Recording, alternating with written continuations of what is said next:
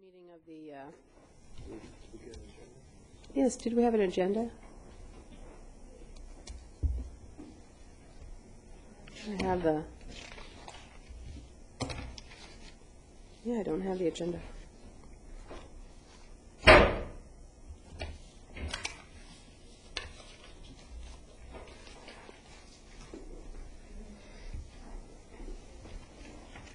play without your music. There he is. Wasn't that lucky because there was no agenda. Okay, now we're going to call to order. April 30th meeting of the Ventura County Air Pollution Control District Hearing Board. Want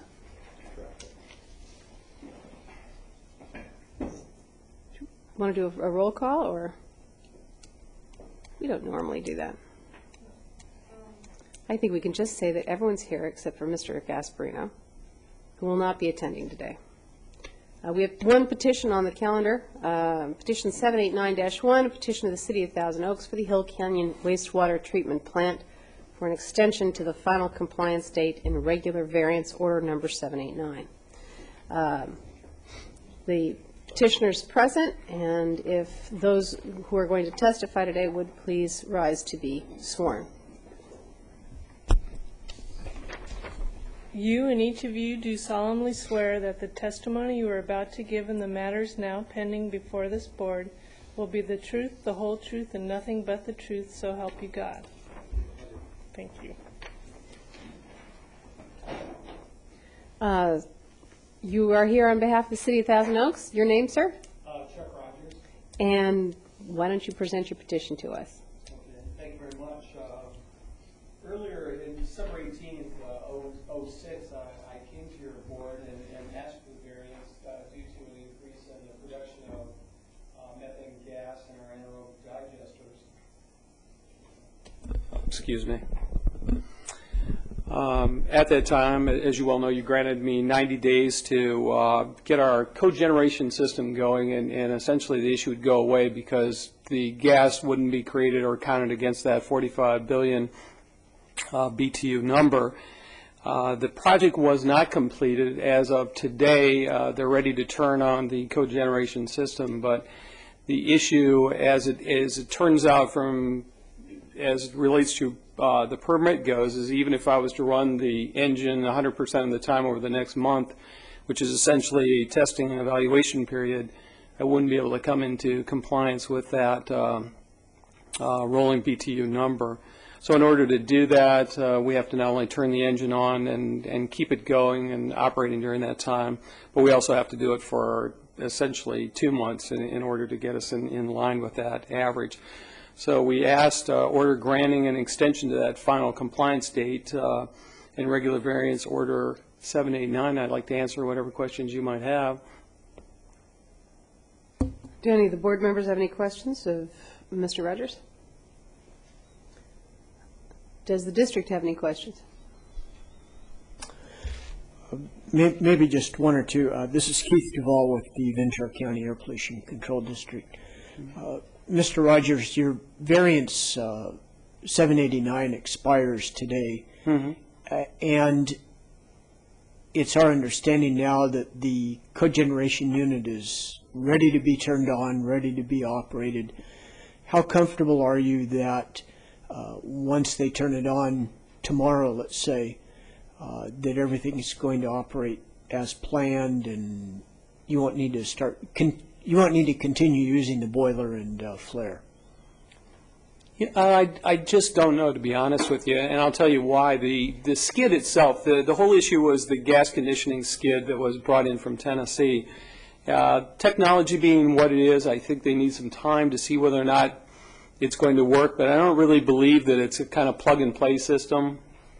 I can tell you this, that a few times the engines have been tested and turned on, their computers hanging off them. It's just advanced technology is the only thing I can say. And because this isn't a city project and this isn't a city-owned facility, the best I can say is I do believe U.S. Energy has made an earnest effort to get this project going and up and running, and they have a vested interest in getting it running as soon as possible. So that much I feel confident about. Is there any economic benefit to you to not have the cogen system operating? No, the city's losing money by it not operating because our agreement with U.S. Energy was, with this particular system, was to buy electricity for them at less than the Edison rate. So this is doing no one any favor by having it off. They're losing money. We feel like we're losing money. They're in a bit of a penalty situation with us right now. Everybody has a vested interest to turn this on and make it work properly. Those are all the questions I have right now. Mr. Herlock. Mr. Rogers, you've been talking about two parties, and I don't know who the third party is, or who the second party is. Okay. You're referring to them as they, and I don't know who that is. Okay.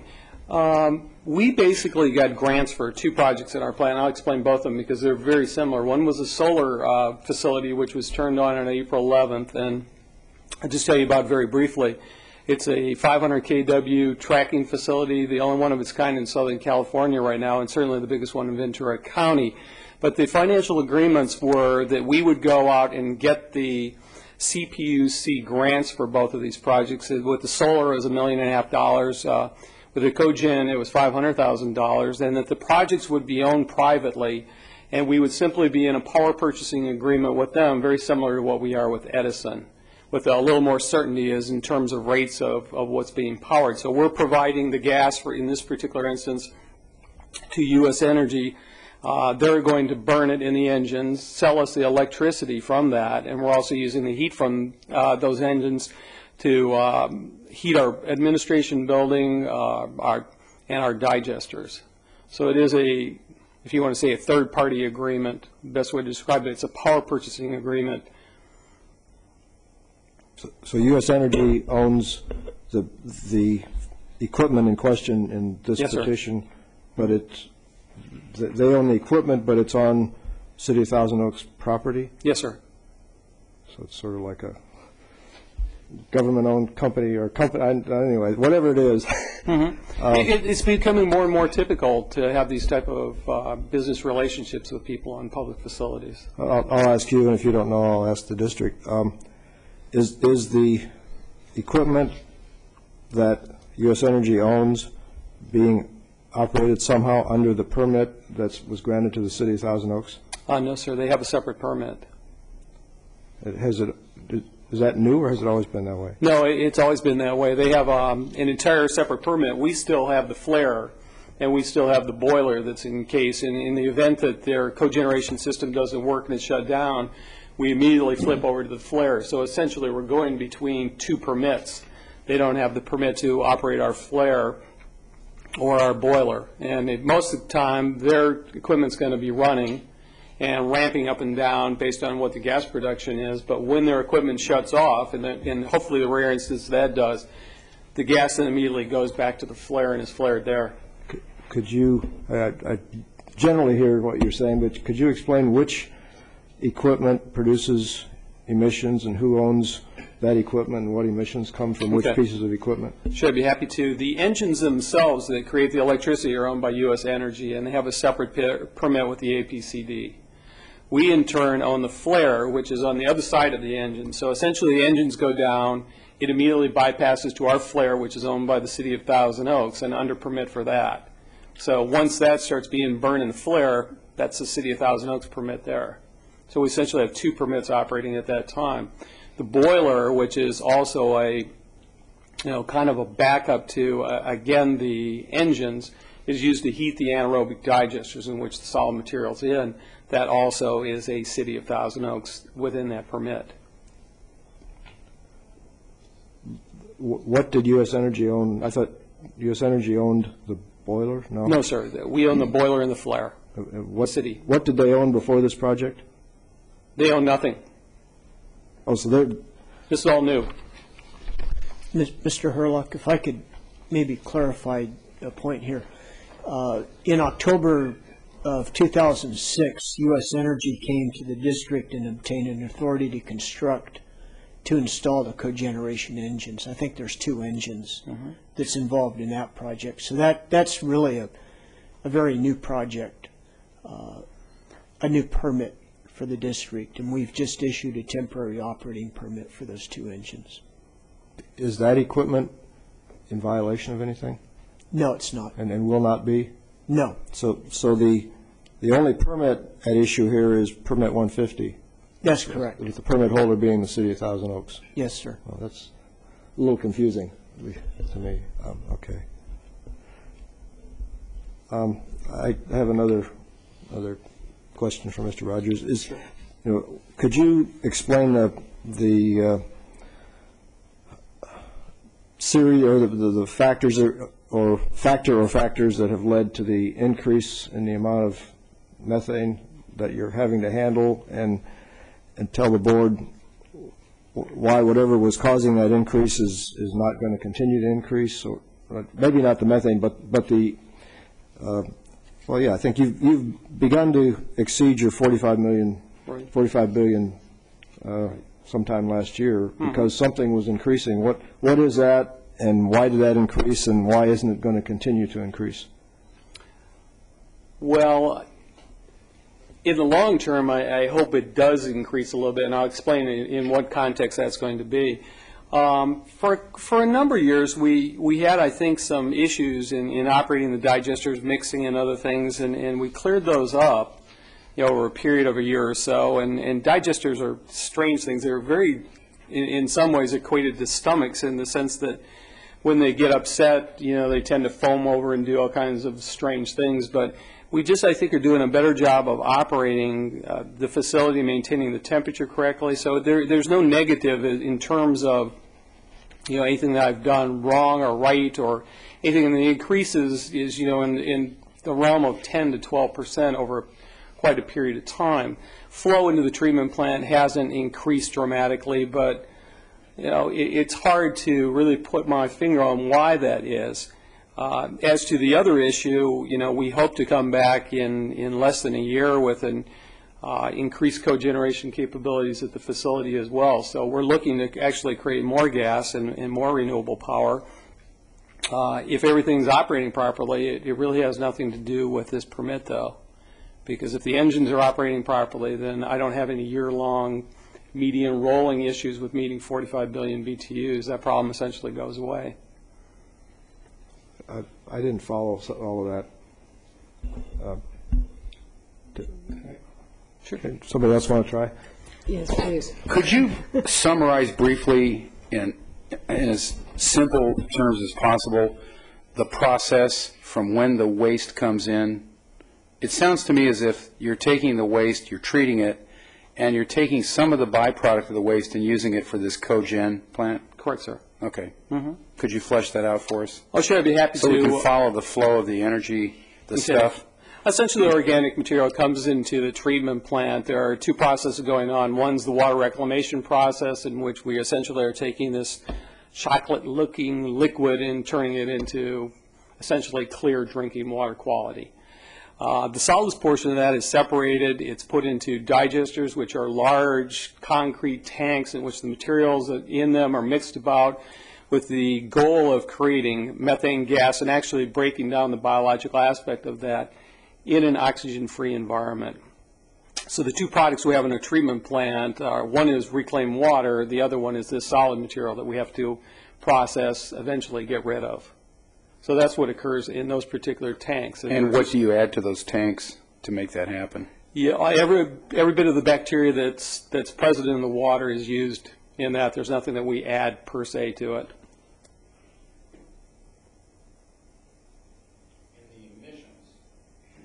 The emissions are coming from? Are coming from the flare or the boiler when it's using methane gas. And you're flaring because? Well, if we didn't, we've got quite a bit. We got because you have more gas than. We got a couple 100,000 cubic feet of gas. If it was released without flaring, it'd be methane into the atmosphere, and then you'd really have problems with me if I was doing that. And you can't market this gas or sell it? Yeah, it's really hard to. First, you'd have to clean it up to natural gas quality in order to do that, and that takes quite a bit of energy and effort. And then, I don't have the need for it at the treatment plant. So that part of the byproduct that you're producing is just getting flared? Yes, sir. Right now it is. Not for long, though. Because this cogen plant, as soon as they turn it on, they'll use it? Yes, sir. All of it? I hope so. Most of it, for sure.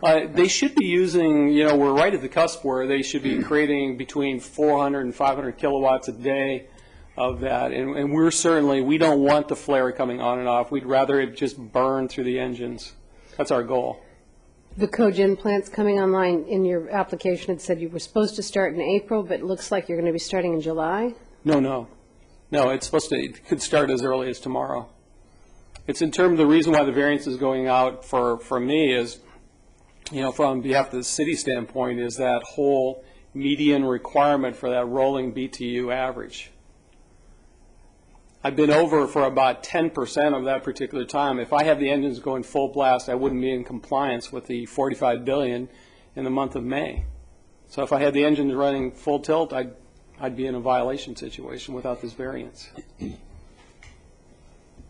Anything further? What is the relationship of the British thermal units that they produce to the pollution? I mean, there's a rolling threshold on an annual rolling average of how many BTUs they produce. Is that connected somehow to the emissions, the flaring? There is a permit limit. They're limited to no more than 45 billion BTUs per rolling 12-month period that they can burn in the flare and the boiler. What's happened over the last maybe year is that they've exceeded that amount. They're going to put in the cogen system that's going to use most of the gas that comes off of the digesters. So they will probably eliminate all of the flaring of that digester gas. So there's kind of two issues going on with this July 2nd date. One is that we're not quite sure, and I don't think the city is, positive that tomorrow when they turn this system on, that it's just going to start working like it should and never have a little hiccup or burp. So they need a variance to allow that cogen system to come online, line it out, get things settled in, so they don't have to keep switching back between, the cogen and the flare. The other issue that kind of comes into play is that they need a period of time to allow their rolling 12-month average to get back down below 45 billion BTUs. So as soon as that flare goes down to zero, they're making a good headway on chipping away at that overage of their permit limit. So in other words, even if the cogen plant gets fired up tomorrow and functions normally, they need some time to get their rolling average down, even if they're not flaring anymore, because it's a 12-month rolling average. So they need a certain period of time of no flaring or virtually no flaring.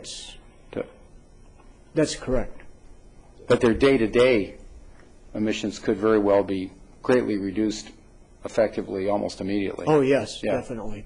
Thank you. The emissions from the flare and heater, once they get the cogen online, will probably go down to zero on a day-to-day basis.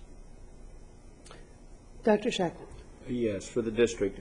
How many cogeneration plants are under the district's jurisdiction? Oh, we have a number of different types of cogeneration systems.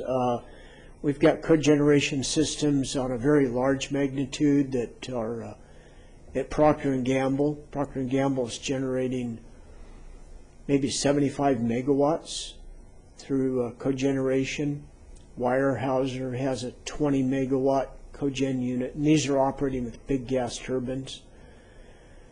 We have maybe 3 or 4 cogen units with gas turbines, and then you step down to the internal combustion engines, similar to what the city of Thousand Oaks is going to be, that's going to be at their plant. We may have 15 to 20 And do they all work on the same biological principles? Would you say they are all comparably operating a anaerobic conversion of a waste product to usable energy? I believe that the city of Oxnard and the city of Ventura's wastewater treatment plants are operating some type of a cogeneration unit, similar to what will be at the Thousand Oaks plant. The other cogeneration units that we have operating are taking basically natural gas from the gas company and running an internal combustion engine to generate electricity.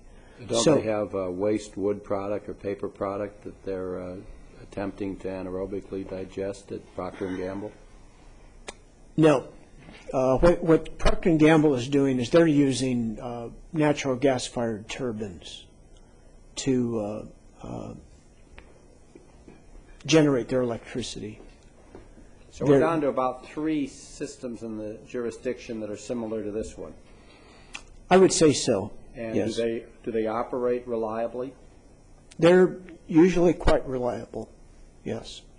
The natural gas combustion engine is a very common industrial application, burning digester gas in it, has some quirks as far as having to clean up the quality of the gas to make it so it burns right.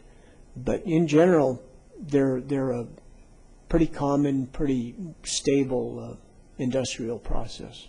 Well, I'm glad to hear that the district's experience is favorable. Now, I want to ask you about something in your write-up on page 2 of 4 on the in the next to last paragraph. You say, however, U.S. Energy was having difficulty obtaining a gas treatment skid. I don't know what that means.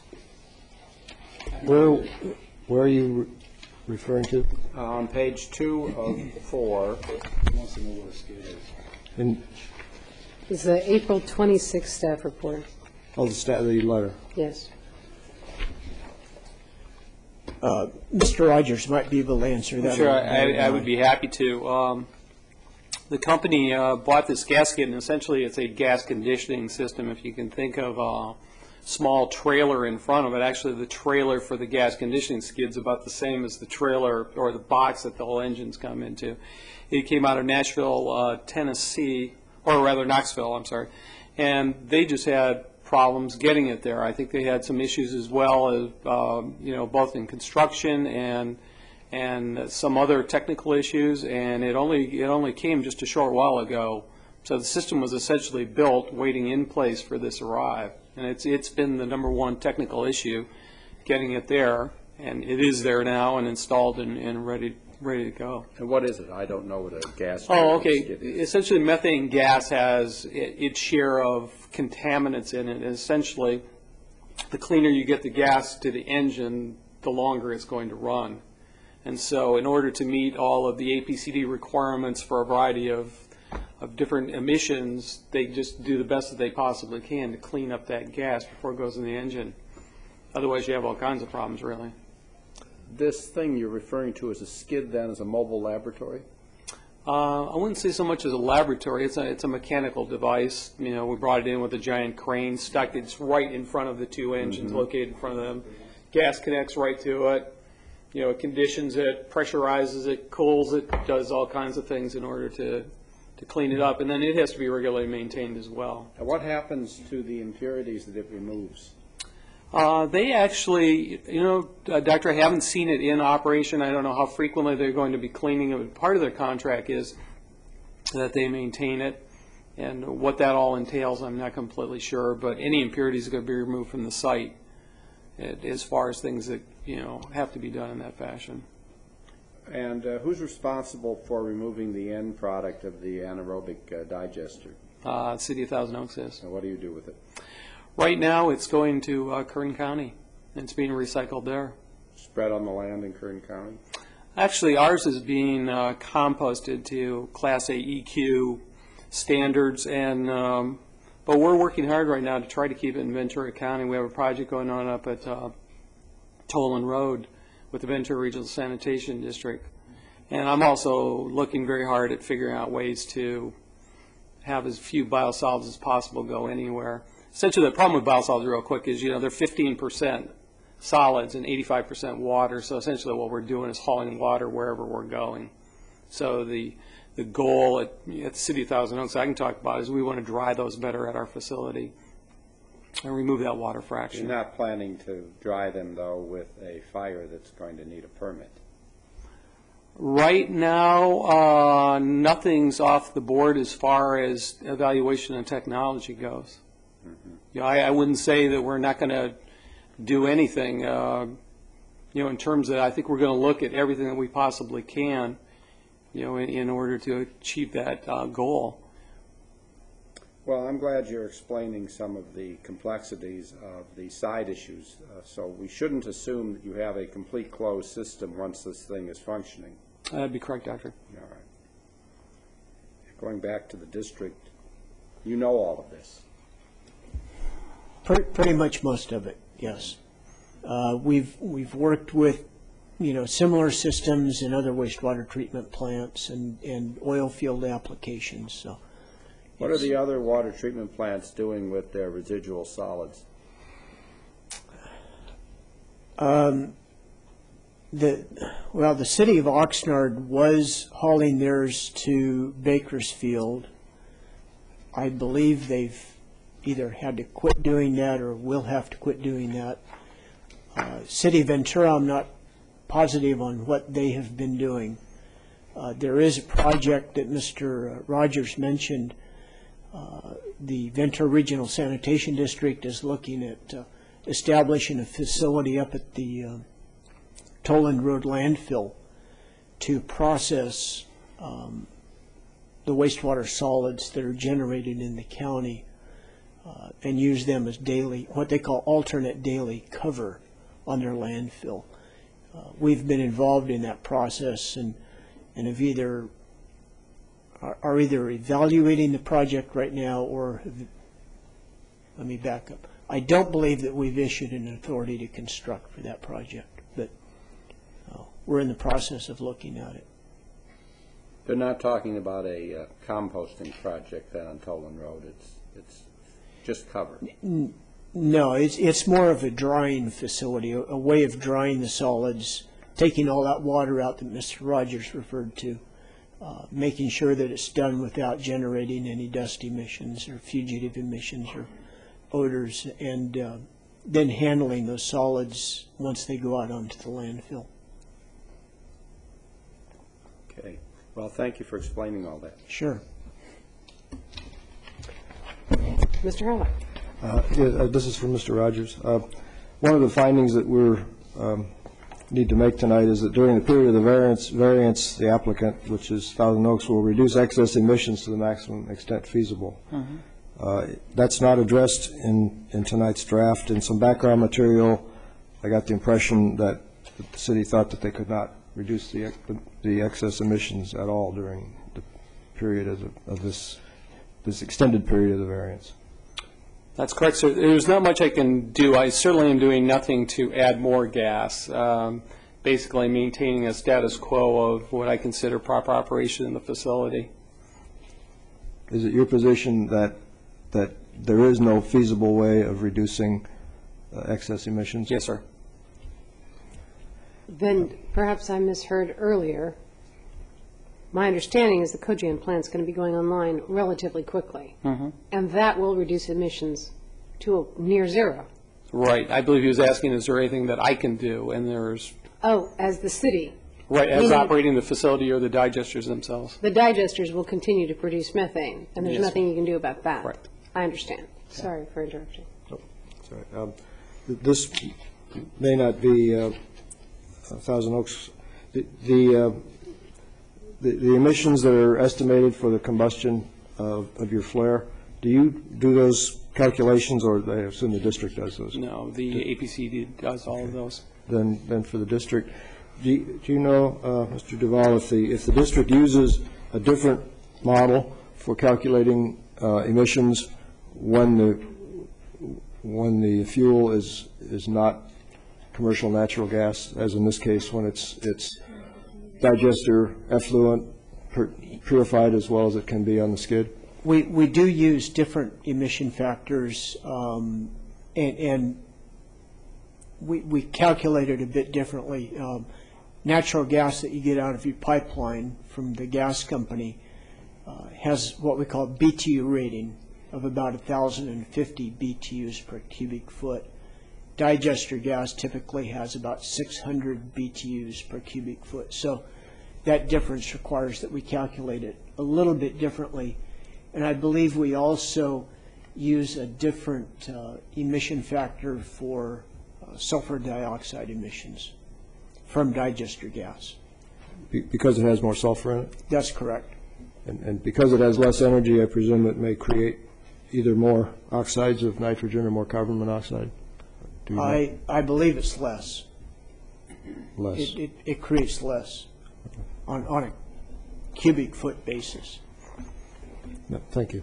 Sure. Mr. Stubblefield. I have a question for the district. Probably you said you do not know how this what was the term? This trailer that you said it treats the gas before it goes to the digesters. Do you know how it works?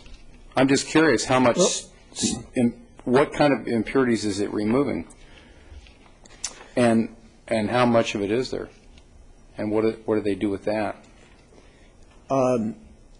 My suspicion would be that the skid is primarily trying to reduce the sulfur emissions that would be in the digester gas, and that's done by chemical treatment.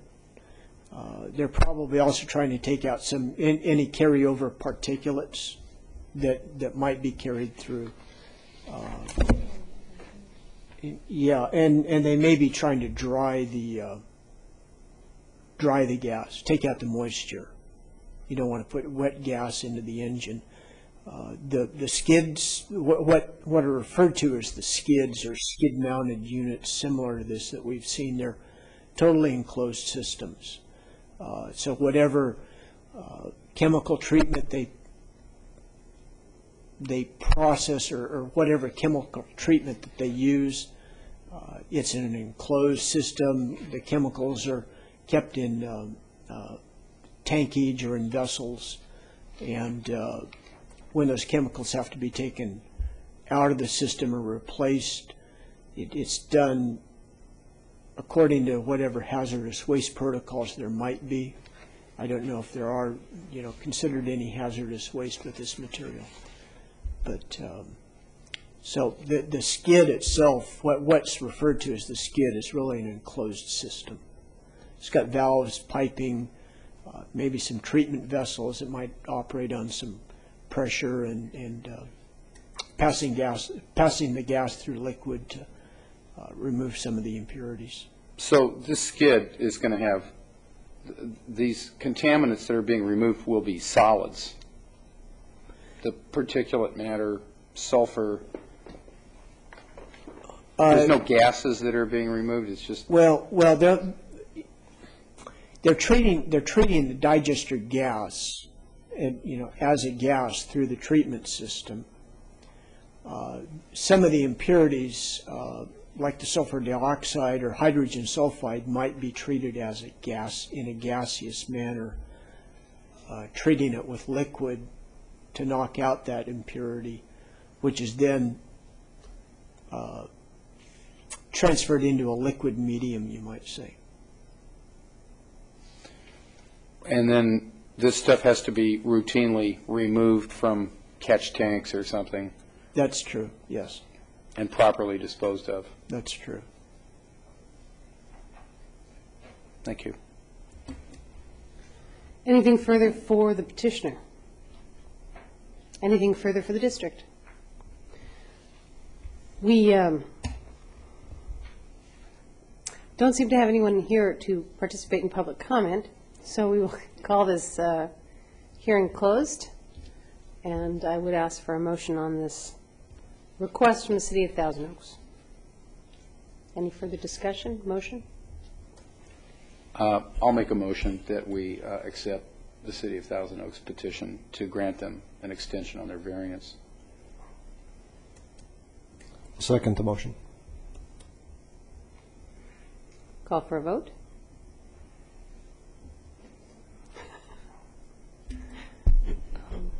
Mr. Stubblefield, Aye. Mr. Hurlock, Aye. Dr. Shackman, Aye. Chair Nicewinder. Aye. Thank you. Thank you, Mr. Rogers. Oh, well, thank you very much. Appreciate it. We asked a lot of questions about things that perhaps were not directly related to the variance, but we appreciate your educating us and discussing this, because I'm sure we will be seeing you again.